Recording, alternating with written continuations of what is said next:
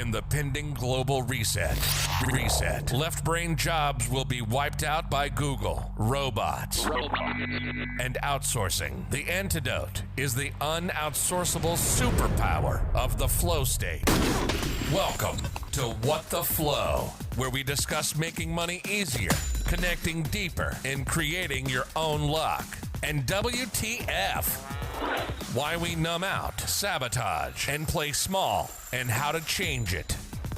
It's Flow Time with Tony. WTF, What the Flow. Welcome back. This is Tony Lister, What the Flow podcast. Excited to have you here. This particular episode is the origins episode. And as I talked about in the intro, we talk on this podcast about business. We're going to talk about relationships, talk about sex, drugs, rock and roll, talk about the inner world. And we're going to talk about getting into this unoutsourceable zone of flow. And I wanted to just talk about my background and how I got here. And for those that aren't watching this on YouTube, I have the opportunity because I'm at my parents' house. We just started this new business over this week, and we had our business was kind of stolen from us from a family member this week. And so I have the opportunity to actually be next to the grade school where I grew up. And this door right here, door 6C, that was Miss Donovan's room. Miss Donovan was my 6th grade teacher. And that is where my entrepreneurial career began. So I noticed when I was a kid, I had a paper route, and I used to have to cut across this schoolyard because it saved me a bunch of time when I was walking. And I'd cut across the schoolyard in the wee hours of the morning in the dark. And I would buy bubble gum with my paper route money. And so I would get to school, and when the pretty girls would ask me if they could have some gum, then I would share it with them. But then other kids were like, "Hey, can I have some gum too? Can I have some gum too?" And pretty soon I ran out of gum. But I noticed that these kids' parents would give them 25 cents or 50 cents to buy popcorn at lunch. My parents, we didn't have the extra 25 cents. But I noticed that I could buy this gum for 10 cents and sell a pack of it for 25 cents. So I started doing this. Pretty soon I sold a 10 pack, and then the next day I reinvested my money and I sold a 20 pack, and then I reinvested that money again. I bought 40 packs and I sold all 40 packs, and I reinvested that money and I bought 100 packs of gum. And I remember I was so excited because I had enough inventory that I could start taking profits, and I was making 10 times selling gum what I made by doing my paper route. I make $1.50 or something, or $1.75 a day on the paper route. And then this one day it was so successful. I was at lunch, I sold gum to every kid, and the kids would bring in extra money to buy gum. And we get back in from recess, and there's gum wrappers all over the place. I mean, it is just covered with gum wrappers. The trash cans are just full of gum wrappers. There's gum stuck everywhere, desks, on the chairs, everywhere there's gum. And every kid in that class is smacking on a big old wad full of big red cinnamon gum.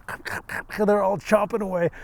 And then Miss Donovan, she walks in the room, and her eyes were burning. There was so much cinnamon in the air. And she's like, "Where's all this gum coming from?" And everybody points at me. And she comes over and she opens up my desk. She opens up the tote, and there's 100 packs of gum sitting there. And that was my first lesson in government intervention. But I became an entrepreneur more out of necessity than out of necessarily I didn't necessarily say, "Oh, when I grow up I'm gonna be an entrepreneur." I was told that I needed to go to college to succeed. And so when my wife and I have been together at the point I'm recording this, for about 22 years. And so we got married young. We fell in love, and we're going to this private college. It was expensive, and we had racked up a whole bunch of student loans, and I couldn't afford to pay the student loans and have time to go to college working, like a normal college student kind of job. And so I was sort of forced into something else, thinking way outside the box. And I'll tell that story on another episode, but I, while I was in college, started this mattress and furniture outlet. Now this particular episode is as far as podcasts go, this is where I'm supposed to brag. I'm supposed to go, "Hey, I've made millions of dollars, and I've traveled around the world, and my relationships are amazing, and my body is always healthy," and all that bullshit. And all those things I've actually, I have traveled to a lot of beautiful places, and I have made millions of dollars, And hell no, my relationships are not always smooth and cohesive and easy. And sometimes they're really amazing. And I've had, sometimes my body really feels great, and I've had significant injuries that have handicapped me for extended periods of time. So I'm going to tell you some of the stuff I've done just to go, yeah, I've actually done stuff. And there was a period of time in my life when I thought I had the Midas touch. I thought that everything I took on worked out and turned to gold. And then I had about a 10-year window where it kind of felt like nothing I touched would take off. And so I want to share it from these different perspectives. But anyway, I started the mattress and furniture business. I'll tell the story someday. And opened up locations in several states. And it was putting me and my brothers and my brother-in-law through school, through college. And then September 11th, the terrorist attacks happened and we went out of business. And so after that, I started up doing real estate investing, where I could talk people into giving me a contract on their house. And then I'd go find somebody that had money and I'd get them to finance the house. And then I'd turn around and I'd sell the house for more. I'd fix them up. And my business partner and I did about we did 148 deals in a row and made money every deal. So I thought for a while, I was like, man, I got it. And then I had a doozy where I swung for the fences, which has been a pattern of mine in my life. Sometimes I've made a lot of money and I've gone broke more times than I can count, because I sometimes swing for the fences and I go all in. And sometimes it doesn't work out. And in the past, I didn't want to share that because I had so much shame around the financial failures. I just wanted to do the whole shiny thing of like, oh, hey, look at my businesses. They're successful. Look at all the money, blah, blah, blah. And there was a lot of shame around the failure. And when I'd lost that money, I'd be in hiding around that. And for those of you that are just listening, that aren't watching this, the Canadian geese are flying above me here, so you're gonna get to enjoy them as they go by. I've chosen to do this podcast on location. I am bored to tears with sitting in studios. I've just made a lot of product and content over the last 15 years, and I just don't like being in the studio. So we're going to do as much of this on location in different places as I possibly can get away with, and with the sound quality being acceptable for a podcast. Anyway, so I ended up starting to teach real estate seminars, and then I probably had about 10,000 people go through our course, and then started to coach. And I didn't even know what coaching was back then. 15 years ago, no one had heard of coaching other than like a basketball coach. But I started coaching people in their businesses, and I started coaching CEOs, and I started coaching athletes and artists and performers and people that were just like, people that were like doing big projects like being a stay-at-home mom, which is the hardest endeavor of investing in a human being that I've ever witnessed. I have 5 children, and my wife and I have we've raised them. I don't know that I want to take any credit for it, but that is so much work. But I did a bunch of coaching, like probably 10 or 11,000 hours of coaching with people over the years. And when the real estate market crashed in 2008, I was wealthy, but I was overextended, and I just completely got wiped out. And so we started over from scratch, and I jumped into internet marketing and started to create content and product. And at the time, I was a bit burned out on just trying to make a buck. So I'd spent a lot of years chasing the mighty dollar. And I wanted to do something that felt more purpose-oriented. And so I dove in and created some online courses. One of them was like an addiction recovery course. It was an online course and reached tens of thousands of people in 35 plus countries. And then that led into some other businesses. One of the media companies that I helped found, our best week, we had a reach of 100 million people in 1 week on social media. And it's interesting because I can tell that story in the typical fashion of, hey, look how successful I am. And then there's the other side of the story, which was in a very short period of time, there was a big change on Google and a big change on Facebook, and that business went out of business. And so it's been this interesting ride as an entrepreneur. Within this space, I got hit by a drunk driver, and I got a brain injury. And I was unable to do public speaking for several years. I was unable to finish my sentences for a while. dizzy for months and couldn't read or write, couldn't do math in my head anymore. And I basically had about maybe 90 minutes a day that my mind was clear. And so I would lay in bed and I would coach from my back. I didn't tell people I was coaching from my back. And I would just work about 90 minutes and then I'd be dizzy the rest of the day and just lay there and hope that my brain healed. And so I did that for several months, and it took me the better part of 4 years to really get better. But it was in this space of coming off the brain injury, and I was in a situation of a business challenge, and some of my business stuff has gone really, really well. And there's been other challenges like the one we're facing as a family where, business partners don't get along and things blow up, and there's a lot of lawyers involved. And so I'll paint the picture for you just a little bit of, I was going along, I made my first $1 million by the time I was 31 years old. And by the time I was 33, I had collapsed it all. And I went into this place of sabotage. And then I had several years where I could not get a business to take off very well. I couldn't get things to improve. I'm actually going to move for those that are on the video because the children are coming out of the school here. So I went through this period of time where I was in total shame for having sabotaged my business. Like, what the hell's wrong with me? If I knew how to make all that money, if I knew how to build that business, if I knew how to do those things, why was I living in poverty after having made millions? And there was so much shame around. I was really stuck in this space in my inner world. And I was curious. I'm like, what was the edge? What was the Midas touch? What was that magic that I had in my 20s that I couldn't seem to tap into in my 30s? And I searched and searched and searched, and I asked the universe for answers, and I tried to find what was that thing. So I found myself in a situation where I was coming off of a brain injury.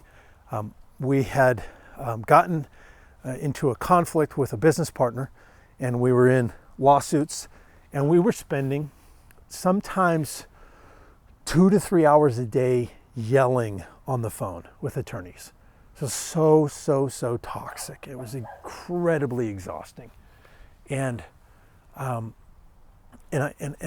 in that space, my wife says to me one day, and maybe you have a partner like this in your life who's willing to say things to you that you deserve to hear, but she says, you're just creating more of this. And I'm like, do tell. What do you mean? She says, if you're holding this energy all day long of being pissed off and this toxic fighting and this chaos that's happening with these attorneys, then you're just creating more of that.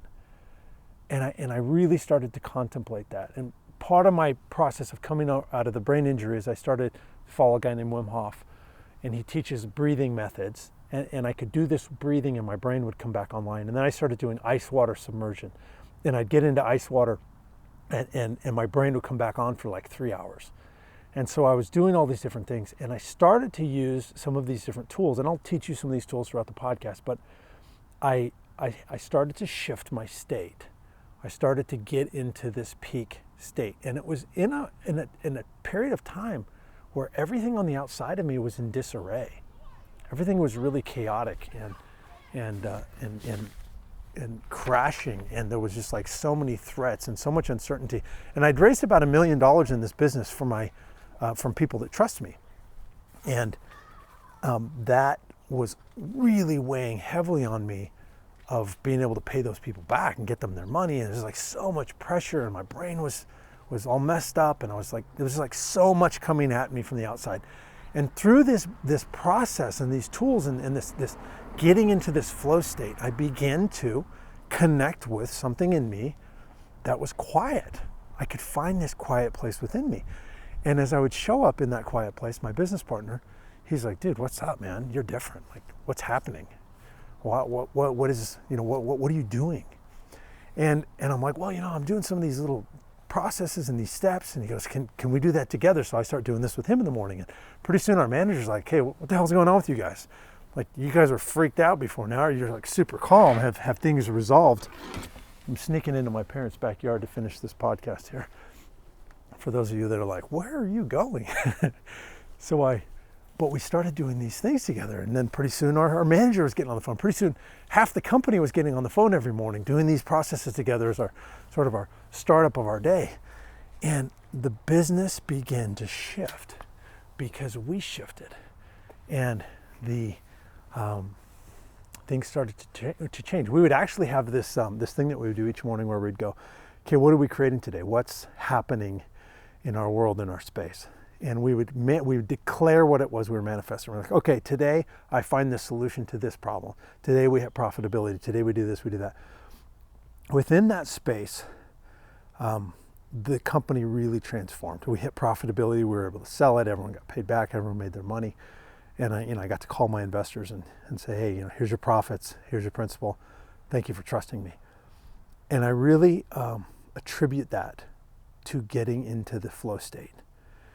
And it was such a chaotic moment in my life, but it was this answer that I had been searching for almost a decade. How can I tap into that energy, into that space, to be able to manifest the things that I wanted? And so from that, I then started looking at my body, and I was still having a lot of symptoms from the brain injury. And that was a tough one for me to really connect with what felt good. But I started using these tools and these processes to connect more and more and more to well-being. And my body started healing, my brain started healing. And the hardest one of all was in my intimate relationships. Because I guess I can only speak for myself. I don't know what your intimate relationships are like. For me, there's so much vulnerability and fear of rejection and guardedness in the space of my deepest, closest relationships. There's a lot of trauma that comes up, and I put my walls up really quickly.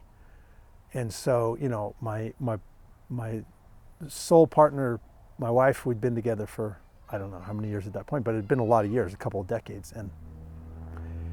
And so when you're with, well, at least for me, when I won't say what you do, when I have been with someone for a long period of time, I begin to go, oh, this is how this person is. They're not going to change. This is how they are. I have all this evidence that this is how they are. And so I carried inside me this victim story, this victim pattern that said, I can't get what I really want in this space.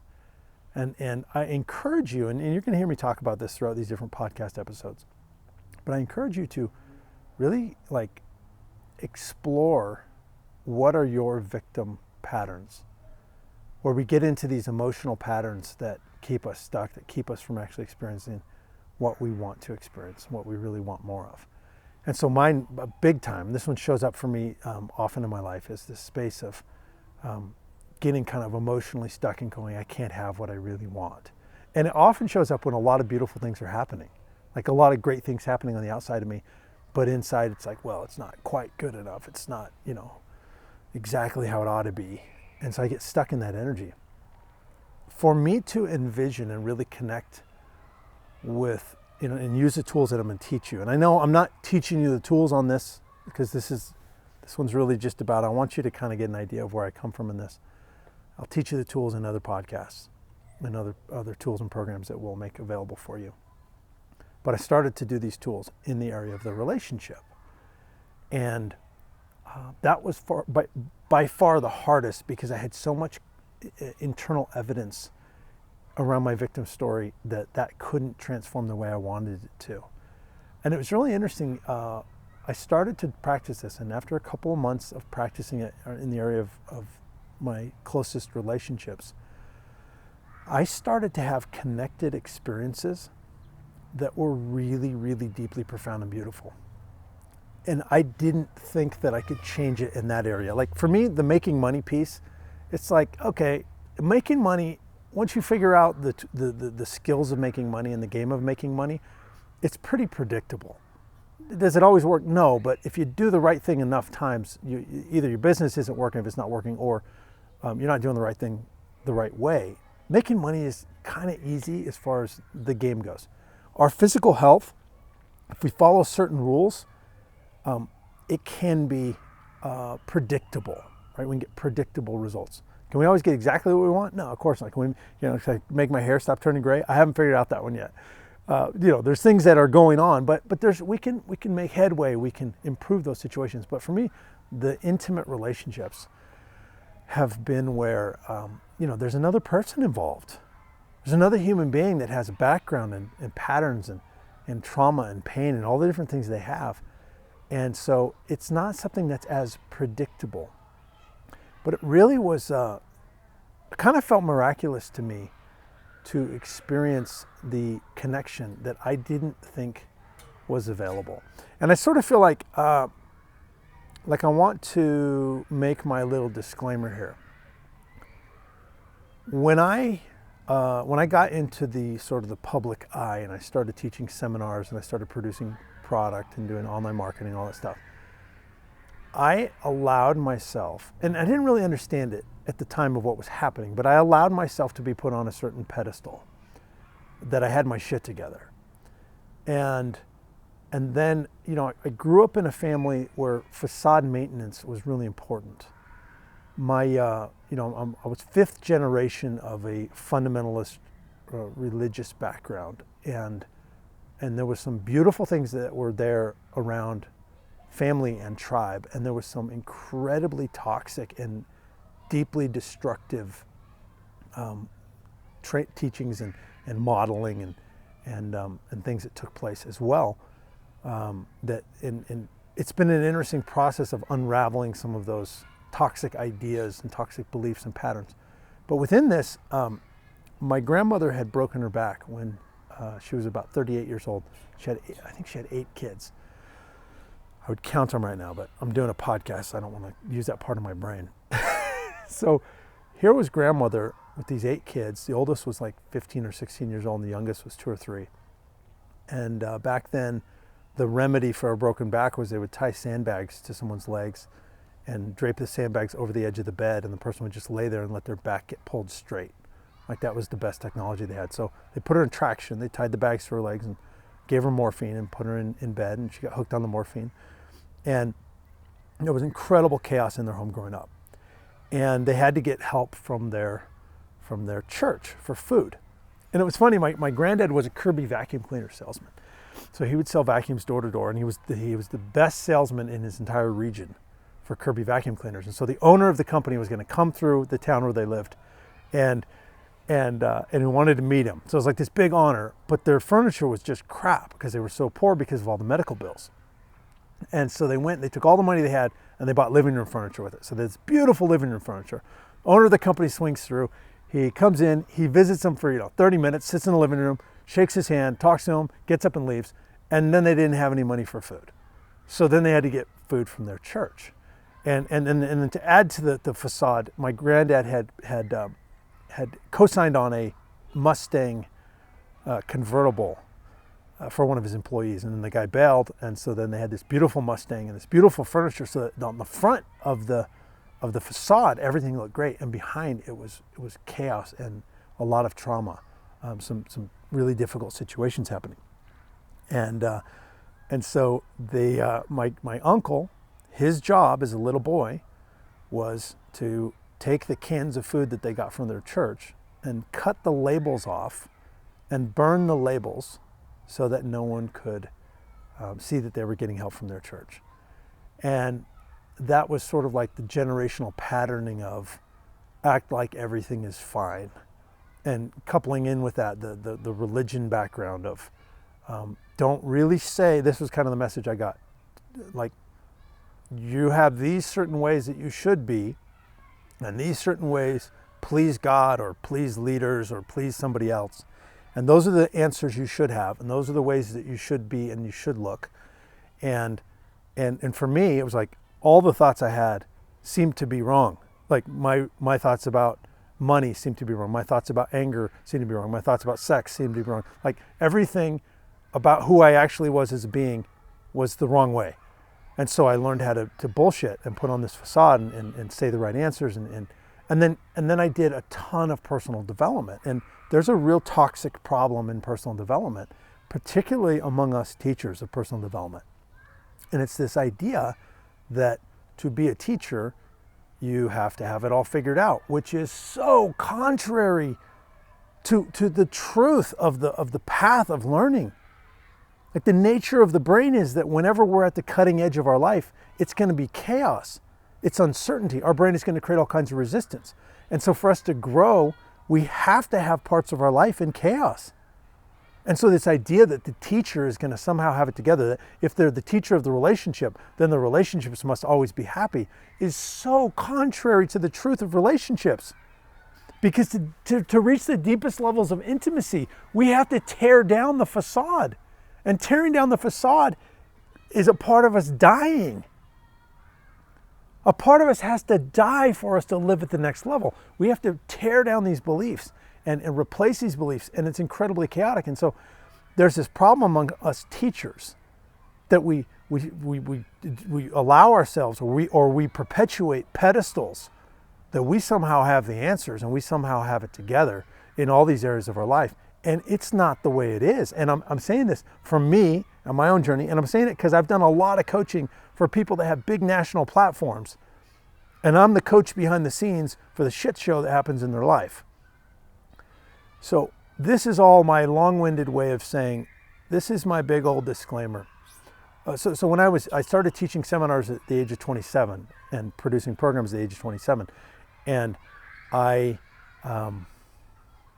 allowed myself to go onto this pedestal and become more and more and more inauthentic and more, further and further and further disconnected from myself and from others. And then I had to just like get away from it for several years to find myself. And so I decided if I ever came back into this and taught and trained and created podcasts and these types of things, I would only do it from a place that allows me to be on my path. So my big old disclaimer is, I don't have this figured out. I do know how to get into the flow state, and I know how to get you into the flow state, and I know how to help you manifest incredible synchronicities in your life over and over and over to create your own luck. I do know how to do that part. I do not have it all figured out with money. I do not have it all figured out with relationships. I have almost nothing figured out with parenting, even though I have 5 children. And I've figured out a few things in my body that are working for me right now. But when I was like 27 and I didn't have to really exercise and I could eat anything that I wanted and my body was like in great shape. And I remember that I was talking to somebody in their 50s and I was just like, well, just do this and just do that.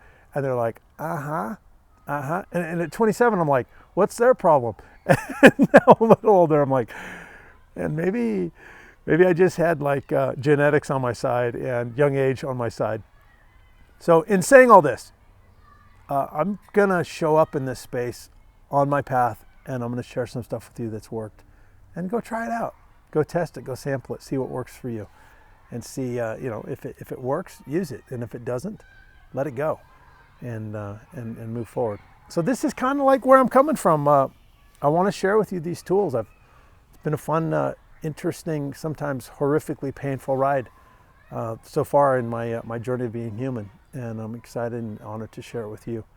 And so I'm going to jump into some of these topics on these next podcasts, and really excited to share this journey with you. In the meantime, create yourself a fantastic day. If you're ready now to access the superpower of the flow state in your life, download the free mini course to learn the 3 easy steps of Tony's morning ritual. Now go and create some luck.